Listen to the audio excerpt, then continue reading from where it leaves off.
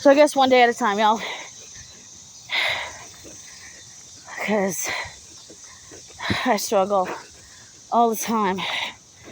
Especially when you know you're done. And not just putting it down for a while. Now the truth will start testing you. Are you really done? Or you want to dabble?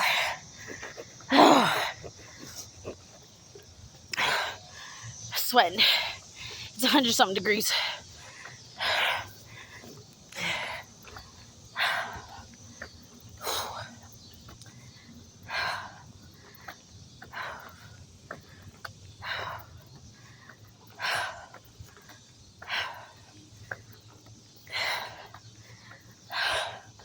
So, one day at a time, new hobbies, new habits, new structure.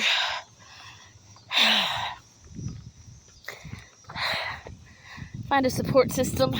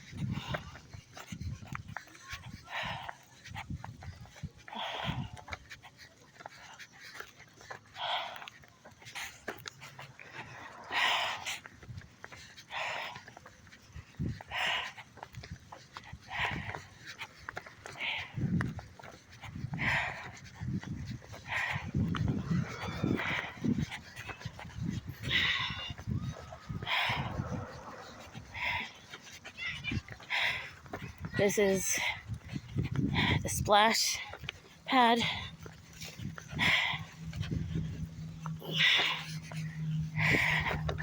This has a couple of pokey gyms and pokey stops.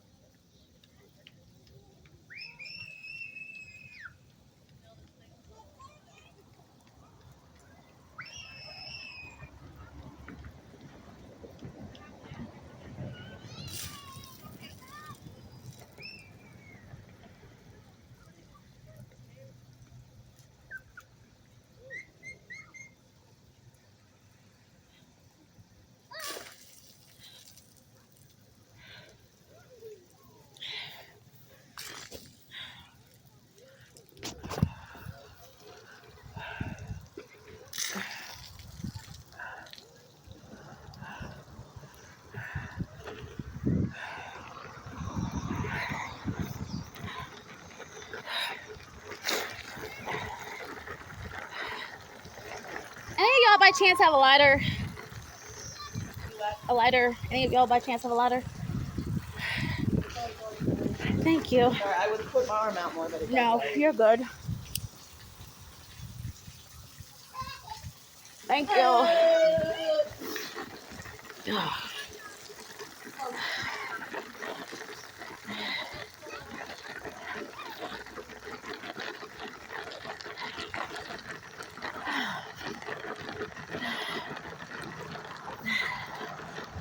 I'm still walking. Going on 40 minutes now.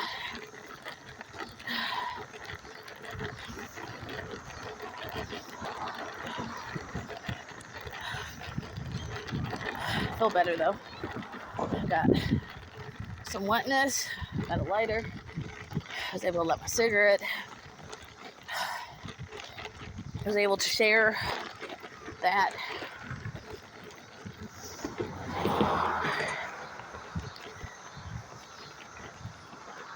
You know, PTSD is real. Some people don't say it is. I didn't think it was, but it is.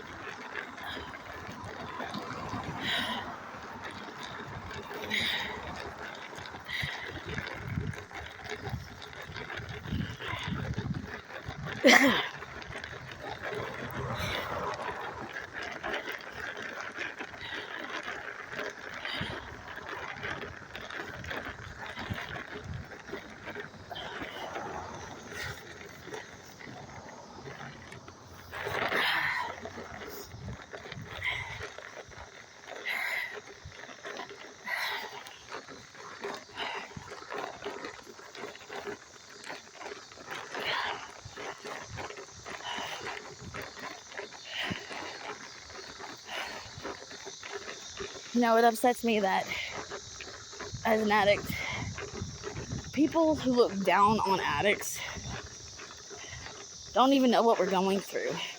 Don't ask us what we're going through. And they never even tried it. So they don't even know what they're talking about. All they think about is what everybody says.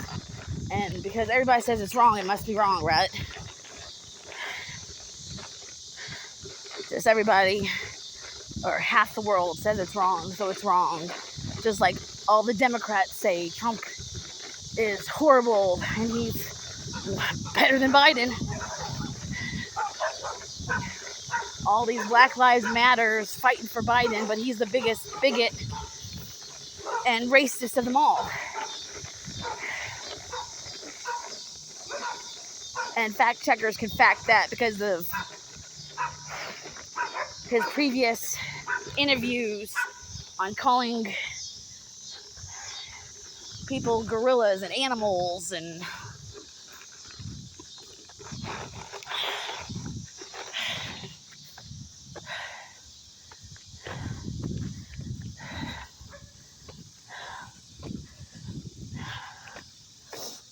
I was never an addict that stole for it, killed for it, hurt for it. If I had it, I had it. If I didn't, I didn't. I never had to have it. Like majority of my life and majority of the people in my life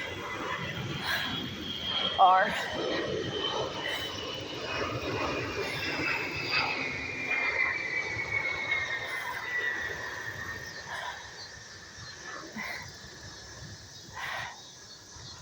Oh, it's so hot.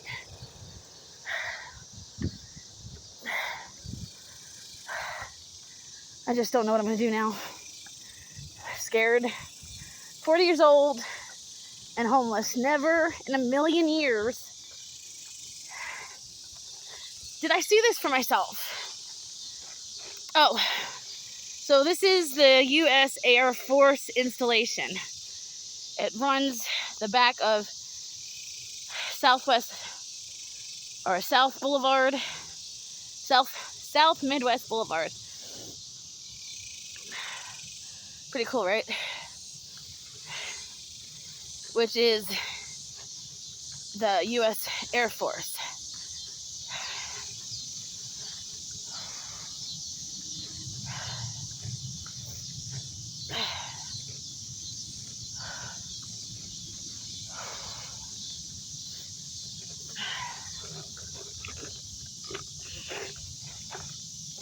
A lot of big hills.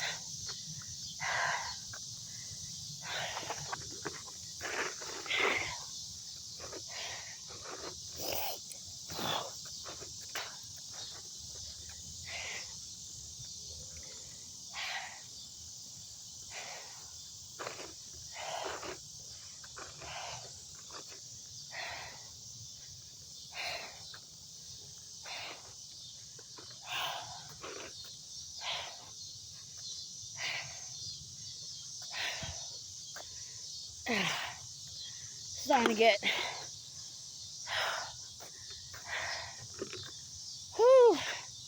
I've stopped.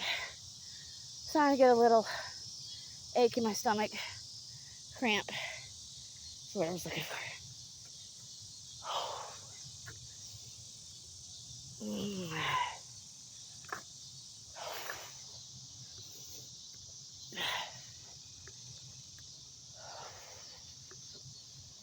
I feel like I'm gonna pass out, actually.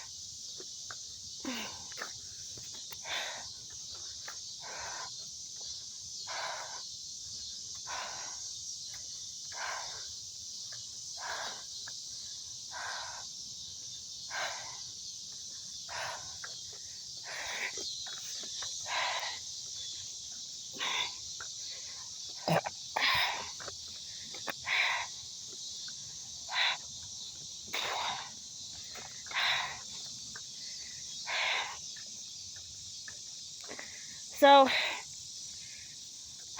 definitely changing habits helps kick the urge of wanting to use at that time.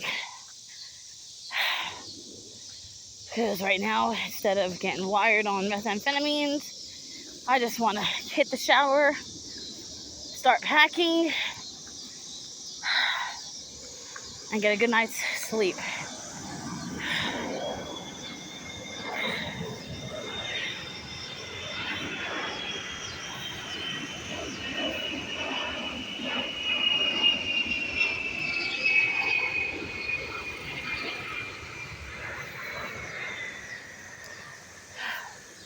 So still walking by the airbase.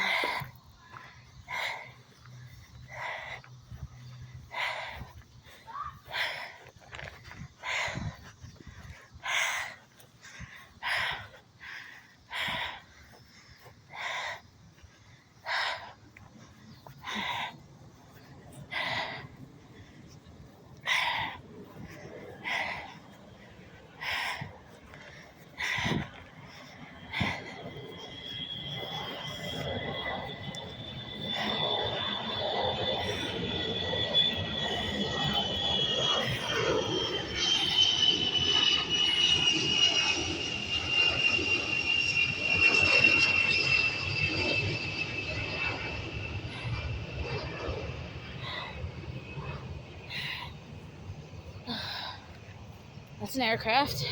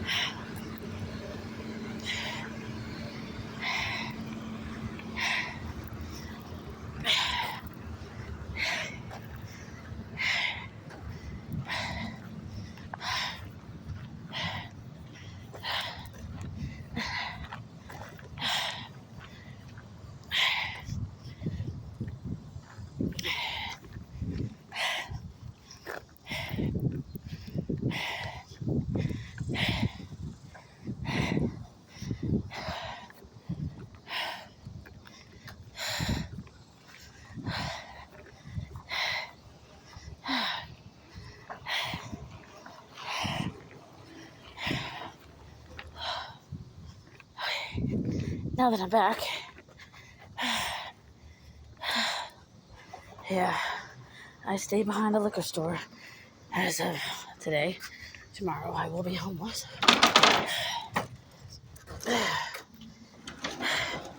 Also, the next of my habits is I had to find a hobby.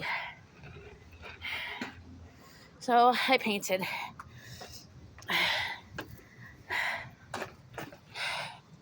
Yes, I did all this by myself. It's a panda, an elephant, my beautiful butterfly. That's so cool. I was so proud of myself.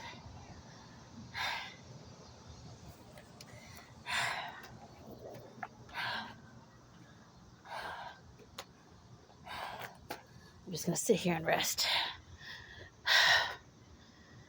Oh, shit.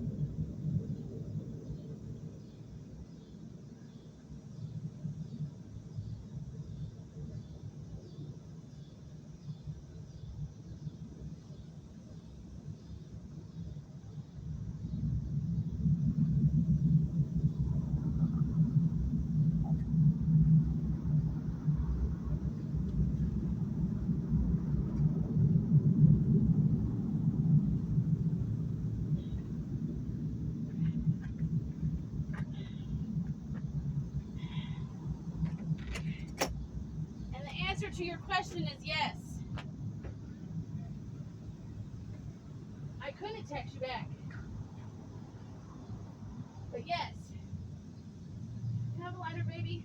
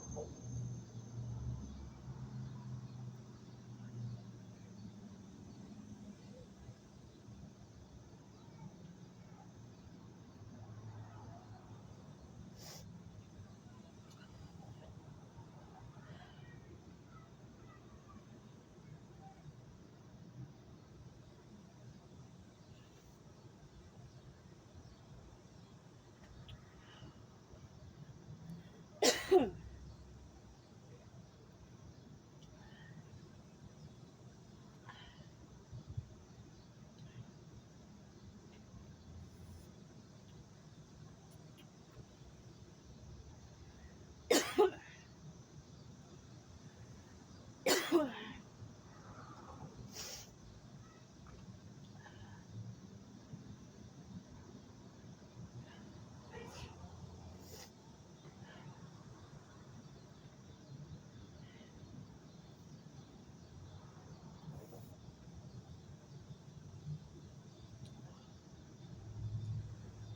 you.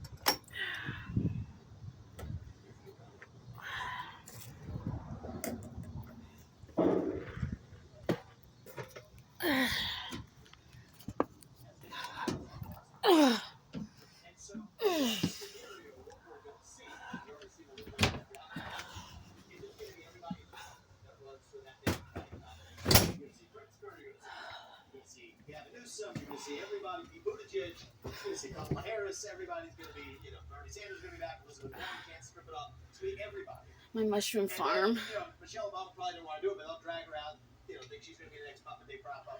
So that's what you're going to see. So Gavin Newsom is just trying to My jockey for his collection. position because he is, hungry for attention. Our California guy. And that's why Any chance Hillary gets in there when she sees how my channel is that. you think she's going to get it? When Biden, once it becomes clear that they will not let Biden run. So they're thinking Trump's the nominee, they're going to keep pumping Biden up there. But once it becomes clear that I believe I'm going to be the nominee, it is going to be a free-for-all on the Democratic side. And you believe me, Hillary Clinton, she knows she's not going to get that many more bites at the apple. She is going to seize this bite at that apple. So that's absolutely going to happen. Should be entertaining. Okay, go for it. 60 minutes. What do you video? Ceiling. Hannibal, if you can get a little closer to the mic. After listening to many of your interviews and speeches, as well as reading your 3 books, I think we can agree that people on Wall Street, in politics, and inside intelligence agencies have blatantly broken the law. Removing them from positions of power, restructuring the executive branch and administrative state will be a significant step in the right direction. My question is, how are you going to convince voters that you will hold these criminals accountable for their actions? If there's no accountability, the same people will continue to attack America from a different angle. I appreciate that, Hannibal. So I agree with you that I want to move forward as a country, but we cannot move forward until we have settled the open wounds of the past. Otherwise, they're just going to keep cropping up in dangerous and ugly ways. So I'll just give you some examples of how I'm going to sew those wounds over so that we can move forward as a country. Okay? So first of all, we need to restore the idea of, I alluded to this at the beginning, government that tells the truth to its citizens. Who lied about the origin of the COVID-19 pandemic? Who lied about what we knew about vaccines and the risks associated with myocarditis and the mandates and school lockdowns? Who understood the extent of pervasive government technology company relationships to be able to do through the back door what the government could not do through the front door? Who actually understood the systematic truth but suppression of a Hunter Biden corruption story on the eve of a presidential election? That you had your social media accounts locked if you dared even send in a direct message? Who wants to know the truth about January 6th? I'd like to know exactly how many federal agents were on site that day. I'm not saying it's one conclusion or another. Just give me the facts. Who wants to know the truth about where I was earlier this week? The Nashville Shooters Manifesto. My view is, tell us the truth. What I see in the government today, it's like the Jack Nicholson character in A Few Good Men, right? He says, you can't handle the truth. You need me on that wall. No, we don't need you on that wall. And yes, we can handle the truth. And the people who have systematically lied and broke the law while doing it, who used our money to do through the back door, fund taxpayer-funded research in Wuhan, China, for a form of research that was banned here in the United States, that's criminal. And that deserves full accountability. I'll tell you another issue, which we're tussling about right now. It's going to be a tough one to sort through. Election integrity. Okay? Many on the left say raising this question is itself a threat to democracy. Here's my truths on this issue. Single-day voting on election day. Make it a holiday. Voter IDs. Government issues IDs matched to the voter file. Paper ballots. Do that deal. I will do my part as the leader of the Republican Party and the leader of this country, but to the Republican Party, to say we are done complaining about election integrity if we deliver those basics that are achievable, that should not be controversial. And so I have You know what that means? that what seems impossible today, think about the unbridgeable divides. He might do it next 4 years after Trump. It's not That's good. complicated. It's simple, but it is hard in that it's not easy.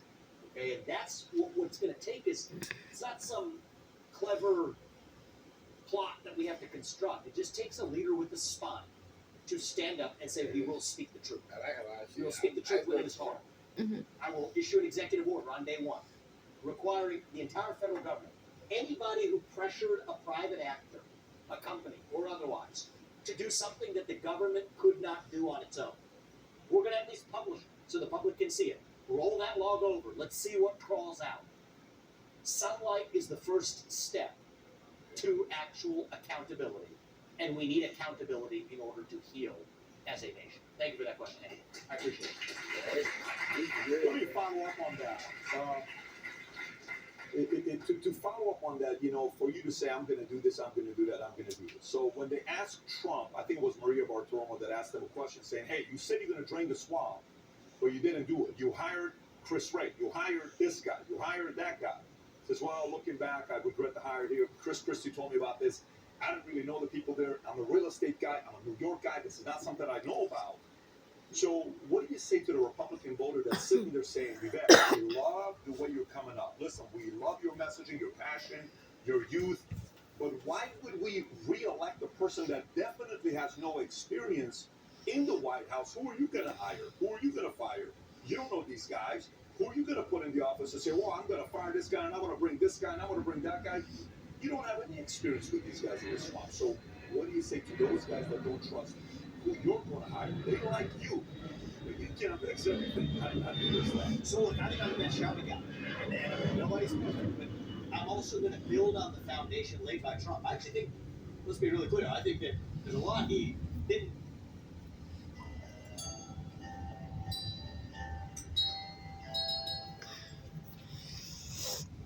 Yeah, well, we're already starting actually. How? So I'm starting now. I mean, we already published our list of federal judges, for example. The judges we'd appoint to the Supreme Court, the judges that will appoint to the appellate courts. What did I look at? So my view is the U.S. president already has the legal authority to fire large numbers of employees in the federal government. This tripped up Trump. This is the difference between me and Trump, actually. Is I think the people around him didn't do him a service by spouting the traditional establishment orthodoxy. What did they say? He wanted to fire people. They said, no, you can't do it because there's these civil service protections that stop you as the president from firing employees. Well, I suggest read the law. Turns out that civil service protections only apply to firing individual civil servants. They do not apply to mass layoffs. And mass layoffs are absolutely what I am bringing to the federal bureaucracy in Washington, D.C.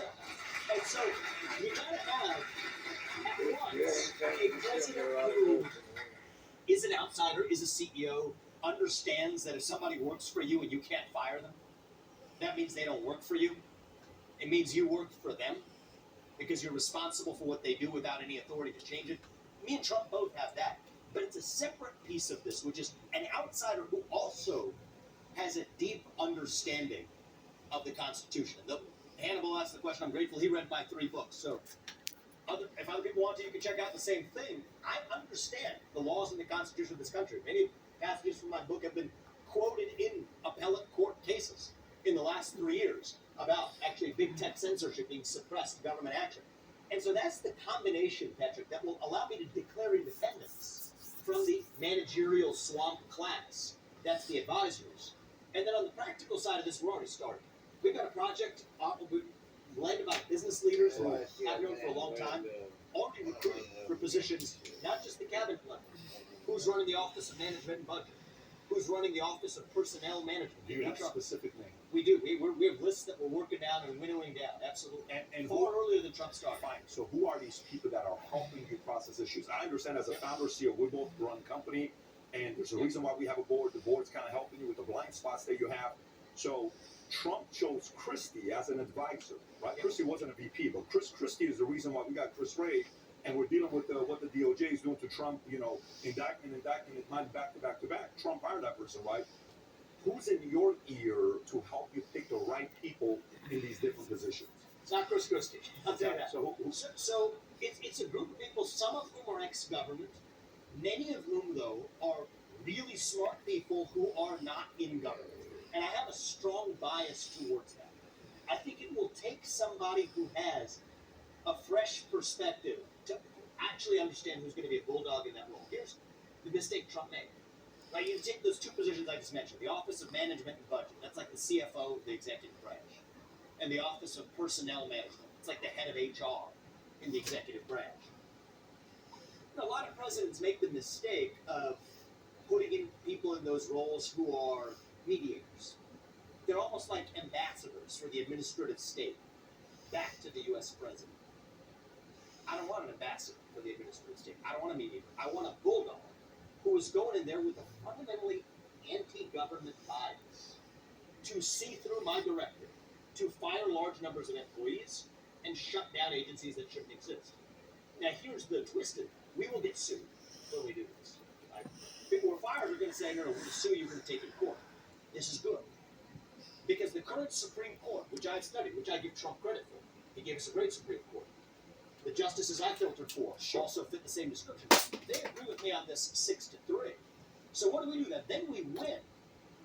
Now we're driving real long-term change because the next president who comes after me won't have his hands tied in the same way. And so, yes, I think it is a unique combination of somebody who is an outsider, who has been an entrepreneur or an executive or somebody who has led major businesses, created thousands of jobs, but also somebody who has a constitutional depth to be able to act with conviction without what the managerial class tells them. And that's what gives me a sense of obligation to do this. Okay, so you know what's the great thing about business? When business people negotiate, we know what's at stake, right? You're going to get this much money, you're going to get this, I'm going to give up equity, you get to get an additional board seat. It's very black and white, we can do it. The government doesn't work that way. It's a lot of interesting people who look at you and they say, hey guys, this guy's just going to be here for 4 years, we'll replace him. Everybody's just making feel good and make him feel like he's special and president, but he ain't going to do nothing. He ain't run this country. We'll run this country. We'll get him out of here in no time. That's how they view you. They don't view you as anybody, right? They don't puppet that comes along. Exactly. So how do you, thinking from the mindset of optimism, well, we got this, we got a lot of smart people, and these smart people are going to come and figure this thing out, and they're good at reading people. You know how hard it is to read dark people who have different motives? There are a lot of interesting people in politics that are not loving this country the way you love this country. They want their car, the car that gets them into all these different additional benefits that, you may take away from them. Do you think they're going to gladly let you take that away from them? I don't. And so that's why, and this is where a reasonable person could disagree with me on this. But I have a firm conviction of this. That is why we're not coming with a chisel, we're coming with a chainsaw. Because there's no way we could ever manage to. That's a false hubris to think we could have that knowledge. We don't. 75% headcount reduction by the end of the first term. 50% of which has to be done by the first year. You don't move fast. 75%? Yes, 1 out of 4 will stay by the end of the first term. 50% by the end of the first year. Chainsaw model. And that's what I said. Is there's good people in the Oh, it's Franchise. You see I don't view it? them as competitors. I view them as colleagues, many of them, right? I'm going to need them in different roles. But they make the promise of reform. It is a false promise. They don't know it's a false promise. They don't think they're lying. But it's a false promise because reform is impossible. You cannot tame that beast. It is the Leviathan. You cannot tame that beast. You have to slay the beast. You have to shut it down. And so that's, again, the choice in this GOP primary. It's very simple. Do you want reform? Or do you want revolution? I stand on the side of revolution. I know that is scary to some people. It need not be, because you know what really is scary? The status quo. And we're not going to change the scary status quo unless we're willing to embrace the model of the Phoenix. Will there be some cost to this? Is it going to be all hunky-dory at each step? No. But Wow, it that's is a better than the alternative. way to which is end the this. hollowed-out husk of a constitutional republic whose Let's talk about stagnation change. economically is destined to continue unless we take a quantum leap. And so, no, I do not believe in incremental reform. Okay? If that's what the people of this country want, I think quietly they do. I think it's scary at first. But it doesn't have to be scary. Here's the test to use. One day at a time, ladies and gentlemen. Alexander Hamilton, John Jay, and Thomas Jefferson are walking down the streets of Washington, D.C. and see what's going on today. Would they be proud? Or would they be appalled? I think they would be aghast at what they see in Washington, D.C. today. And the experiment they set into motion, that's actually what got us this far. So if that got us here 250 years into this ball game, if people say you were like ancient Rome, you're the fall of the Roman Empire. Well, you know what I say, the bright side of that, Rome lasted for 2,000 years if you count the second half. So we're not even at the end of the first game. And that's what it's going to take to drive actual changes. a revival, a reincarnation of those ideals of 1776. They are dead. It's not, I don't even call myself conservative sometimes, because in order to be a conservative, you have to conserve something. The thing that we are conserving is itself now long gone. We have to recreate that which actually set the whole thing into motion. So that's the way I look at it. Fantastic. Okay, can we have, please, Johnny Lee Reynoso, if you can go to the mic, please. Johnny Lee, if you can go to the mic. So that leads me to this crazy question here. Okay, and I don't know if anyone's asking this crazy question, so brace for impact. But yeah. When asked on the Clay and Buck Sexton show if Trump were nominated, would you consider being on the ticket with him? Okay? Would you be on the ticket with him? You answered, I will be helpful to the country in whatever way I can, but I would not be number two or member of an administration. I just don't think that's the right way for me to make the maximum positive. So you're gonna go independent?